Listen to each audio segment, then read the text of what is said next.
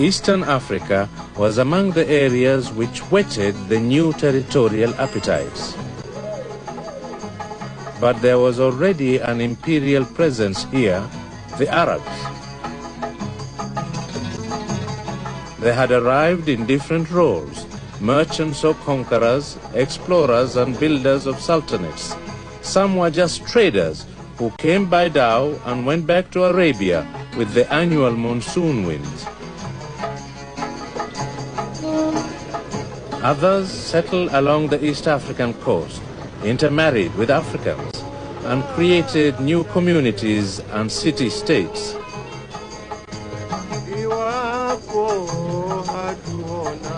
A whole new civilization emerged, partly Arab and partly African, with a new African language, Kiswahili, a distinctive way of life, a distinctive architecture, cuisine, music, customs and traditions. But the civilization had one major flaw, slavery. The local technology had not yet outgrown the slavery system as it had in the West. But the nature of the slave system which the Arabs practiced was different. Arab slavery mixed the races. Anglo-Saxon slavery separated them. My own extended family is mixed. We are descended both from masters and slaves, from rulers and subjects. If the father was a Mazrui, the child was a Mazrui, regardless of whether the mother was once a slave. Indeed, under Islamic law, the mother became free as a result of bearing her master a child, and children were fundamentally free if their father was free. Now contrast this with Anglo-Saxon forms of slave ownership. In the United States, fathers actually sold their children if the mothers were slaves. Remember Chicken George in Alex Haley's Roots? Haley's grandfather was sold by his own father into slavery, a position quite inconceivable under Islamic law.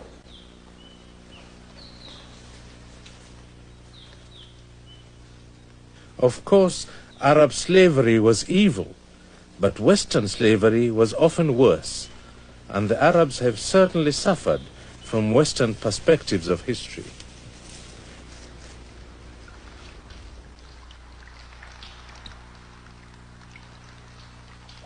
Zanzibar's slave caves suited Western propaganda well. After all, the missionaries could raise more money by proclaiming a crusade against the Arabs. The empire builders could get moral justification for their activities. And so the cartoonists, the sketch makers started work, portraying the villainy of the Arabs in Eastern Africa. It was a new law of Western cynicism in the 19th and 20th centuries.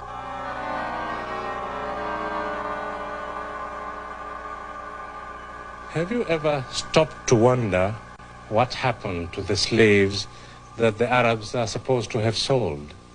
Where are they, all those slaves? Well, when you think about it, there is a kind of disappearing act that took place. Approximately 100 million people of African derivation are today in the Western world, probably quite a few millions more. Contrast this with the numbers in the Arabian Peninsula. There are only 2 million people with African blood in the Arabian Peninsula. And that trade to Arabia was supposed to have started at least 1,000 years earlier than the transatlantic slave trade. Where are those slaves?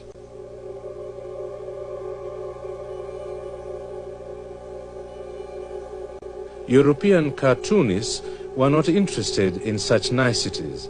They were promoting a colonizing crusade. Africa had to be saved from the Arabs and secured for the West.